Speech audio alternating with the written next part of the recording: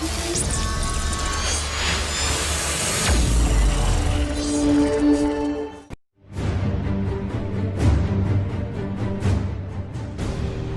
के प्रदेश अध्यक्ष प्रीतम सिंह के आह्वान पर राज्य में कांग्रेस के द्वारा धरना प्रदर्शन किया गया, जिसका जोरदार प्रदर्शन हरिद्वार में भी देखने को मिला। यहाँ पर कांग्रेसियों ने द्वाराहाट के विधायक महेश नेगी के खिलाफ जोरदार प्रदर्शन किया।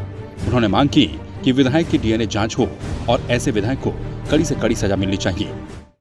कभी बलात्कार जैसी समस्या कभी नहीं हुई थी। जब से त्रिवेंद्र सरकार आई है तब से लगातार ऐसे, अगर उदाहरण महेश नेगी जैसे विधायक को अगर फांसी की सजा नहीं दी गई तो उदाहरण तय नहीं होगा, और जो हमारी देवभूमि है वो ऐसे ऐसे विधायकों के कुकर्मों से कलंकित रहेगी। जहाँ एक विधायक जिसको अभी भाजपा ने अपनी पुनः भाजपा में वापसी की है, कुंवर प्रणव सिंह, जो उत्तराखंड वासियों को खुलेआम उत्तराखंड वासियों की बेइज्जती कर रहा है। दूसरे ये महेश नेगी, ऐसे ऐसे विधायकों को भाजपा के द्वारा ऐसे विधायकों पर कार्रवाई हो।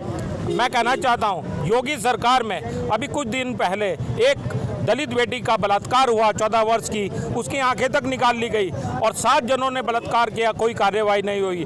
उधर योगी सरकार और यहाँ पर उत्तराखंड में त्रिवेंद्र सरकार, ये दोनों सरकारों से हमें बेटियों को बचाना होगा।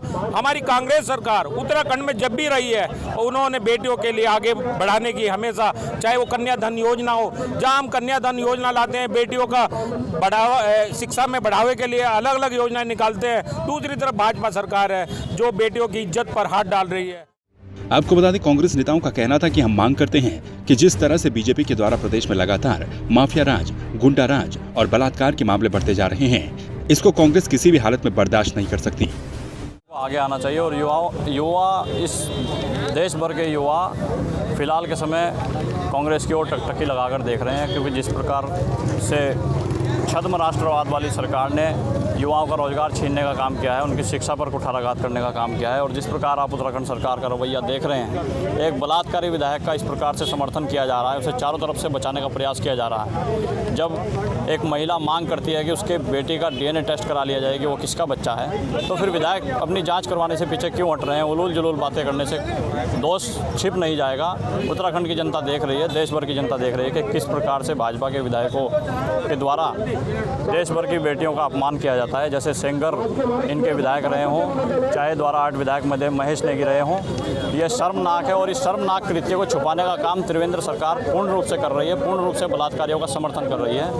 आज इन्होंने नारा दिया था बेटी पढ़ाओ बेटी बचाओ का, और आज सबसे ज़्यादा जो कुकर्म हो रहे हैं महिला के साथ वो भारतीय जनता पार्टी की सरकार में हो रहे हैं।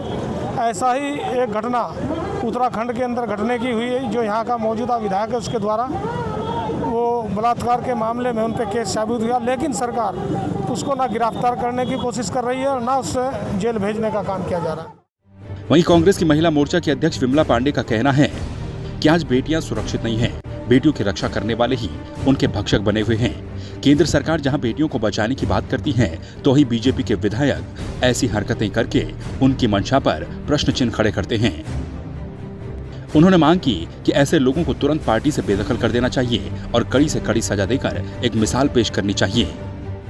अगर सरकार सजा देने में नाकाम साबित होती है तो कांग्रेस सड़कों पर उतरकर आंदोलन करेगी। द्वाराहाट का विधायक जो है, ये एक महिला के साथ कई सालों से दुष्कर्म कर रहा था, उसको गुमराह करके, और वो महिला दर दर भटक रही है, लेकिन ये बीजेपी सरकार उसको न्याय नहीं दे पा रही है। ये बीजेपी सरकार कभी भी महिलाओं का सम्मान नहीं करते हैं। इन्होंने उस महिला को और उस विधायक को अपने घर, अपने ऑफिस को, बीजेपी ऑफिस, अपने ऑफिस को अदालत बना रखा है, और उस ऑफिस में बुला करके उस विधायक से जानकारी ले रहे हैं। आज तक अभी इनको जानकारी नहीं मिल पाई है।